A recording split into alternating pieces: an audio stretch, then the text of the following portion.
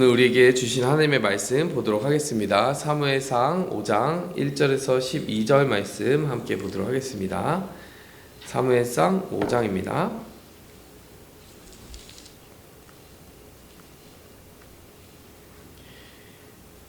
블레셋 사람들이 하나님의 궤를 빼앗아 가지고 에벤에셀부터 아스돗에 이르니라. 블레셋 사람들이 하나님의 궤를 가지고 다곤의 신전에 들어가서 다곤 곁에 두었더니 아스돗 사람들이 이튿날 일찍이 일어나 본즉 다곤이 여호와의 궤 앞에서 엎드려져 그 얼굴이 땅에 닿았는지라. 그들이 다곤을 일으켜 다시 그 자리에 세웠더니 그 이튿날 아침에 그들이 일찍이 일어나 본즉 다곤이 여호와의 궤 앞에서 또다시 엎드려져 얼굴이 땅에 닿았고 그 머리와 두 손목은 끊어져 문지방에 있고 다곤의 몸뚱이만 남았더라. 그러므로 다곤의 제사장들이나 다곤의 신전에 들어가는 자는 오늘까지 아스돗에 있는 다곤의 문지방을 밟지 아니하더라. 여호와의 손이 아스돗 사람에게 엄중히 더하사 독한 종기의 재앙으로 아스돗과 그 지역을 쳐서 망하게 하시니 아스돗 사람들이 이를 보고 이르되 이스라엘 신의 궤를 우리와 함께 잊지 못하게 할지라. 그의 손이 우리와 우리 신 다곤을 친다 하고 이에 사람을 보내어 블레셋 사람들의 모든 방백을 모으고 이르되 우리가 이스라엘 신의 궤를 어찌하랴 하니 그들이 대답하되 이스라엘 신의 궤를 가드로 옮겨가라 하므로 이스라엘 신의 궤를 옮겨갔더니 그것을 옮겨간 후에 여호와의 손이 심히 큰 환난을 그 성읍에 더하사 그 성읍 사람들이 작은 자와 큰 자를 다 쳐서 독한 종기게 나게 하신지라. 이에 그들이 하나님의 궤를 에그론으로 보내니 하나님의 궤가 에그론에 이른즉 에그론 사람들이 부르짖어 이르되 그들이 이스라엘 신의 궤를 우리에게로 가져다가 우리와 우리 백성을 죽이려 한다 하고 이에 사람을 보내어 블레셋 모든 방백을 모으고 이르되 이스라엘 신의 궤를 보내어 그 있던 곳으로 돌아가게 하고 우리와 우리 백성이 죽임 당함을 면하게 하자 하니 이는 온 성읍이 사망의 환난을 당함이라. 거기서 하나님의 손이 엄중하심으로 죽지 아니한 사람들은 독한 종기로 치심을 당해 성읍의 부르짖음이 하늘에 사무쳤더라. 아멘. 네, 오늘 그 컴퓨터로 방송이 같이 나가게 되는데 그 컴퓨터에 이제 좀 시스템 문제가 생겨서 오늘은 녹화를 한 후에 다시 올리려고 하고요. 지금 생방송으로 나아가는 것은 아마 조금 평소와 다를 겁니다. 네, 오늘 말씀 통해서 하나님께서 부르실 때에 라고 하는 제목으로 말씀 나누도록 하겠습니다. 첫 번째로요, 오늘 이 본문 말씀이 우리에게 되새기게 하는 그 교훈은 하나님은 돌이켜야 할 때에 세밀한 신호로 말씀해 주신다라는 사실입니다. 오늘 1절부터 4절까지의 말씀을 다시 보면은 블레셋 사람들의 하나님의 궤를 빼앗아 가지고 에벤에셀부터 아스돗에 이르니라. 아스돗이라고 하는 곳이 오늘 처음 등장하는 지명입니다. 지금 오늘 이 본문 말씀을 통틀어서 여러 지명을 보게 될 텐데요. 아스돗이 첫 지명이고 그 다음에 가드라고 하는 지역이 등장하죠. 그 다음이 에그론이라는 지역이 등장합니다. 이렇게 아스돗 그리고 가드, 에그론 이 지역들은 블레셋의 5 방백 중에 한 지역을 의미하는 거예요. 총 5개의 그 지역이 연합체를 이루어서 형성하고 있는 국가가 블레셋이었습니다. 그 중에 처음으로 이 신전에 가져다 둔 그 언약궤를 가져다 둔 곳이 바로 이 아스돗이라는 지방이었던 거죠. 특별히 하필이면 그 언약궤를 가져다가 어디다 두었냐면 다곤의 신전에 두었다라고 2절 말씀이 이야기합니다. 하나님의 궤를 가지고 다곤의 신전에 들어가서 다곤 곁에 두었다. 신학자들이 이 행위를 지금 어떻게 해석을 하냐면 자기들이 이제 전쟁에서 이기고 전리품으로 가져온 것이 언약궤잖아요. 그러니까 고대 사람들 당시 이제 고대 근동 사람들은 신과 신의 싸움에서 우리 신이 이겼다라고 생각한 거예요. 그러니까 다곤 신 앞에다가 떡하니 언약궤를 둔 것은 우리가 이스라엘 하나님보다 센 다곤 신을 섬기고 있다라고 하는 것을 자기들 나름대로는 신앙 고백을 한답시고 거기다가 둔 것이죠. 전리품처럼 그렇게 둔 거예요. 우리가 이겼다는 승리의 상징, 우리 신이 이겼다는 승리의 상징으로 그렇게 둔 것이죠. 하나님이 그것을 그냥 가만히 보고 계실 수는 없잖아요. 하나님께서 이제 신호를 보내실 수밖에 없습니다. 3절에 보니까 아스돗 사람들이 이튿날 일찍 일어나 본즉 다곤이 여호와의 궤 앞에서 엎드려져 그 얼굴이 땅에 닿았는지라. 이 장면을 보면은 누가 그 일을 했을지 너무 확실하게 우리는 알고 있지 않습니까? 다곤 신 우상이 큰 돌로 만들어지고 그것이 엎드려졌다면 소리를 안 낼 수가 없잖아요. 가장 먼저 제사장들이 이렇게 알아차릴 수밖에 없지 않습니까? 이것을 통해 하나님이 이 우상을 넘어뜨렸다라는 사실을 분명히 지금 암시하고 있는 것인데 4절 말씀에 보면 더 분명한 그런 모습들이 나타나요. 그 이튿날 아침에 그들이 일찍이 일어나 본즉 다곤이 여호와의 궤 앞에서 또다시 엎드려져 얼굴이 땅에 닿았고 그 머리와 두 손목은 끊어져 문지방에 있고 다곤의 몸뚱이만 남았더라. 우상이 맨 처음에 쓰러졌을 때 3절에 그 쓰러진 우상을 보고 이 앗솥 사람들은 우연히 그랬나 보다 생각한 것 같아요. 그런데 이제 4절 말씀에 하나님이 그 일으켜 세운 우상을 다시 쓰러지게 하셨는데 이번엔 우연일 수 없는 어떤 확실한 증거를 보여주신 거죠. 몸뚱이만 남고 머리와 손목이 문지방에 있었다라고 하는 거예요. 자, 이거를 그림으로 상상을 해보면요, 몸뚱이가 있고 언약궤 앞에 엎드려졌으니까요, 언약궤를 사이에 두고 그 머리 부분과 손목 부분은 또 저 멀리 가가지고 문지방에다 둔 거죠. 당시에 돌로 만든 우상을 잘라서 이렇게 분리해 놓으려면 얼마나 큰 소리가 나야 됩니까? 그런데 이제 이 하룻밤 사이에 그 일이 일어난 것도 신기한 일이지만 그 언약궤를 사이에 두고 위치상 이렇게 떨어져 있게 만든 거잖아요. 완전히 사방이 분리되어 있게 만든 거잖아요. 그러니까 하나님께서는 무슨 신호를 지금 보내고 계신 겁니까?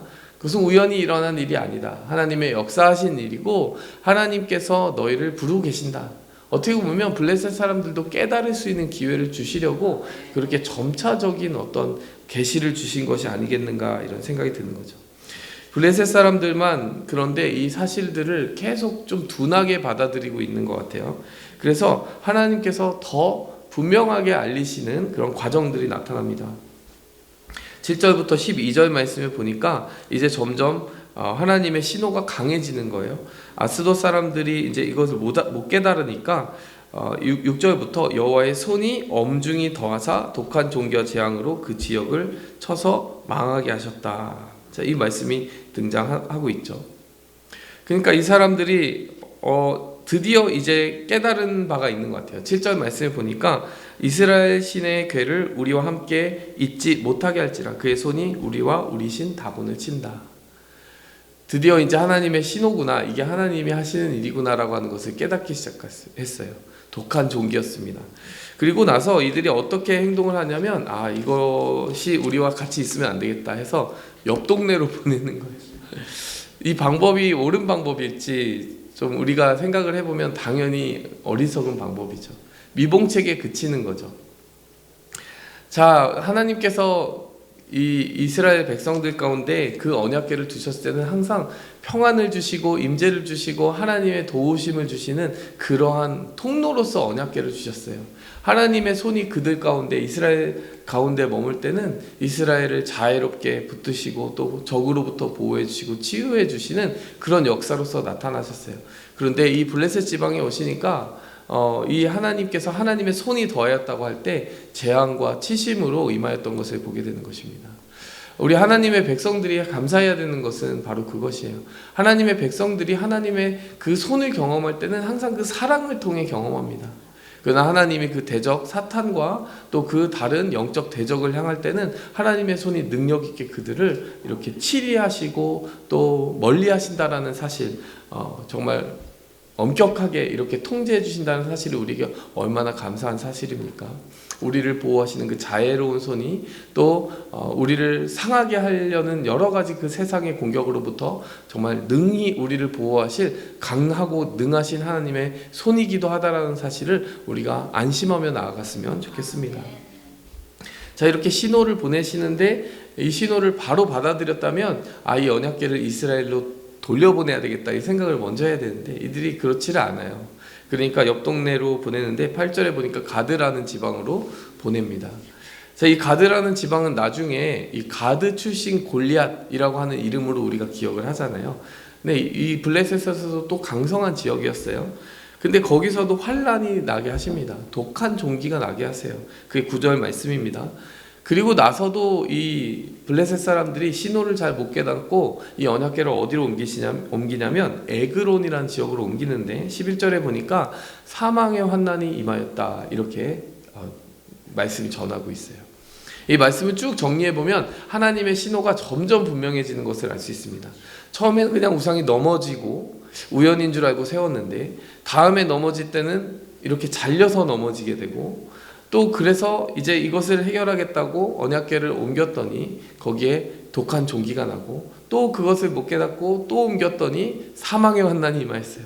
그러니까 우상만 넘어졌다가 끊어져서 넘어졌다가 독한 종기가 났다가 사망의 환난이 났다가, 이 재앙이 점점 더 커지는 그 모습을 보면 우리가 꼭 그 출애굽 당시에 이집트에 하나님이 주셨던 10가지 재앙이 점점점 강해져 가는 것을 보지 않습니까? 그것이 생각나게 하는 이 본문 말씀이라고 할 수가 있어요. 자, 그런데 이 본문 말씀 우리가 통해서 깊이 묵상할 수 있는 것은 무엇입니까? 하나님께서는 우리가 깨닫지 못하면 천천히 그 신호를 강하게 하신다라는 사실이에요. 물론 우리가 이처럼 꼭 하나님이 주시는 징계나 재앙의 강도가 커져가는 방식으로 그 마음을 깨닫게 하시지 않았으면 좋겠어요. 그리고 믿는 자녀들에게는 가급적이면 하나님께서 조금 더 부드러운 수단을 통해 말씀하신 것이 훨씬 많죠. 우리에게 적용해 본다면 하나님께서 우리가 깨닫게 할 수 있도록 여러 가지 방법을 쓰세요. 상황을 통해서 말씀하시기도 하고, 가까운 관계를 통하여서 내가 들어야 될 말을 한 번 더 듣게 하실 때도 있고, 예배 중에 아주 우연히 임하는 그 말씀을 통해 하나님 확인시켜 주실 때가 있고, 또 기도를 통해 기도하는 자들의 그 마음속의 움직임과 성령의 감동을 통하여 깨닫게 하실 때가 있다는 거예요. 중요한 것은 하나님이 한 번, 두 번 말씀하시고 포기하시는 것이 아니라 지금 심지어 이방인을 향하여서도 이렇게 끈질기게 하나님의 방법으로 말씀해 주시는 하나님이라면, 하물며 하나님이 케어하시고 하나님이 사랑하시는 우리 이스라엘 백성들 뿐만 아니라 우리 믿는 모든 그리스도인들에게 얼마나 신실하게, 그리고 어떻게 보면 집요하게 포기하지 않으시고 말씀하시겠냐라는 거예요. 이렇게 볼륨을 1로 말씀했을 때 못 알아들으면 2로, 3으로 해서 점점점 우리에게 확실하고 분명하게 말씀해 주시는 그러한 인격적인 관계가 우리에게 형성이 되어 있다는 사실이에요. 그래서 우리는 항상 하나님의 말씀이 조금 더 분명하게 들리게 하옵소서, 이렇게 기도하고 간구했으면 좋겠어요. 그리고 하나님께서요, 막 10으로 말씀하지 않으셔도 한 5쯤으로, 한 1쯤으로 말씀하셔도, 아주 세미한 음성으로 말씀하셔도 우리가 찰떡같이 알아들었으면 좋겠습니다. 엘리야 선지자에게 나타나신 하나님이 어떻게 나타나셨습니까? 지진과 불이 그 엘리야가 있었던 그 주변에 막 임하는 거예요. 그리고 불도 임하는 거예요. 그런데 그 가운데도 여호와께서 계시지 않았다라고 말씀합니다. 언제 계셨습니까? 세미한 음성으로 찾아오셨다라는 거예요.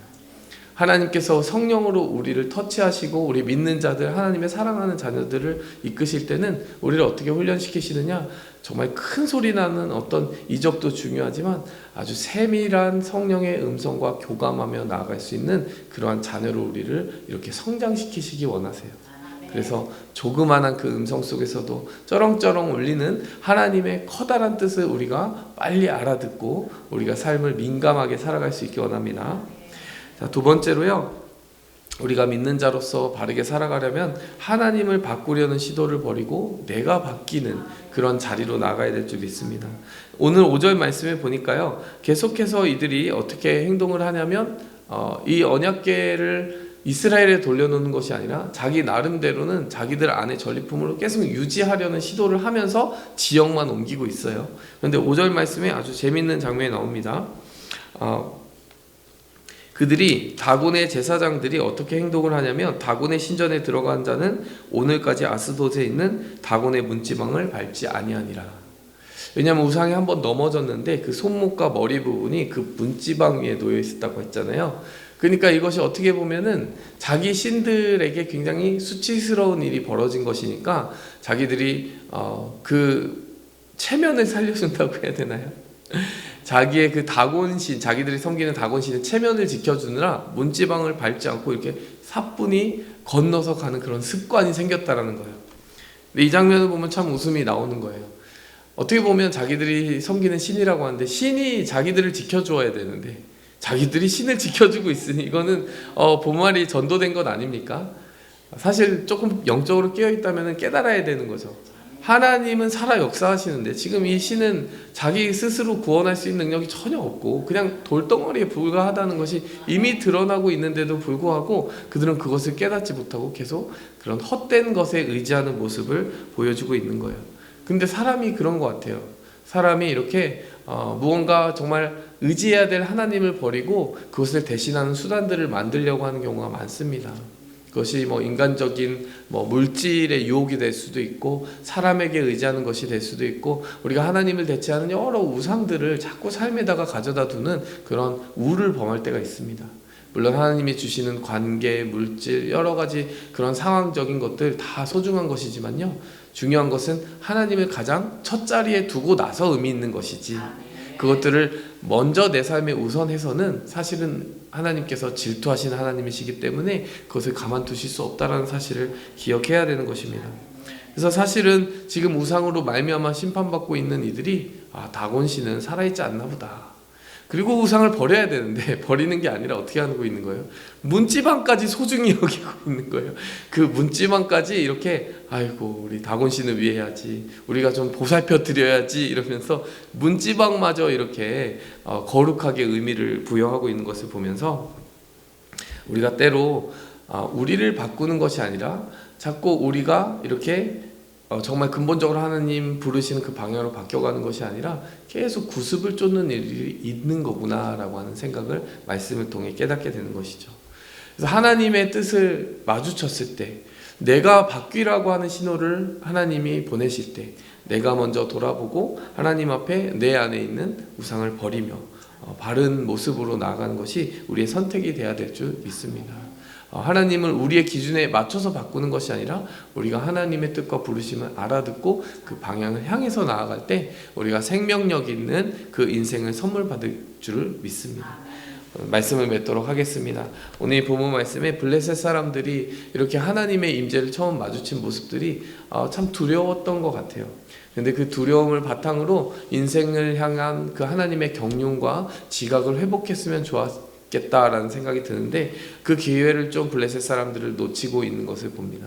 그런데 때로는 믿는 우리들도 그런 실수를 저지를 때가 있는 건 아닌가 돌아보면서요, 사실 우리를 사랑하는 그 하나님의 손이 항상 우리의 삶 속에 나타나고 있음을 감사하면서 하나님 조금 더 정말 민감하고 세심하게 하나님의 뜻을 따라가게 하옵소서, 이렇게 기도하는 하루가 되었으면 좋겠습니다. 함께 기도하겠습니다. 하나님 아버지 감사합니다. 우리를 부르신 그 자비로운 손길을 생각합니다. 오늘 이 본문 말씀에 참 두렵게 임한 그 하나님의 손과 달리 우리에게 임하신 그 손은 정말 연한 순과 같이, 그 마른 땅에서 나온 연한 순과 같이 우리를 온유와 사랑으로, 우리를 그 십자가 사랑으로, 그 보혈의 피값으로 사사 우리의 삶을 주의 성령으로 감동하시려고 오신 그 예수 그리스도의 성육신을 통해 나타났습니다. 하나님 그 사랑으로 우리에게 다가와 주셔서 감사합니다. 무엇보다 그 사랑과 온유의 음성을 들을 때에 하나님 그 세밀한 음성 속에서도 정말 하나님의 분명하고 쩌렁쩌렁 울리는 뜻을 조금 더 가까이 분별하며 나아갈 수 있는 우리가 되게 하여 주시옵소서. 주의 성도님들의 삶 가운데 하나님의 손이 임하여서 그 능력의 손으로 모든 것이 하나님의 붙드신 창조의 질서대로 강건하게 하여 주시고 충만하게 하여 주시고 정말 하나님이 주신 지혜와 명철로 삶의 모든 정말 상황들을 넉넉히 이기고 승리하게 도와주시옵소서. 예수 그리스도의 이름으로 감사하며 기도했습니다. 하늘에 계신 우리 아버지여, 이름이 거룩히 여김을 받으시오며 나라의 임하옵시며 뜻이 하늘에서 이룬 것 같이 땅에서도 이루어지이다. 오늘날 우리에게 일용할 양식을 주옵시고 우리가 우리에게 죄 지은 자를 사하여 준 것 같이 우리 죄를 사하여 주옵시고 우리를 시험에 들게 하지 마옵시고 다만 악에서 구하옵소서. 대개 나라와 권세와 영광이 아버지께 영원히 있사옵나이다. 아멘.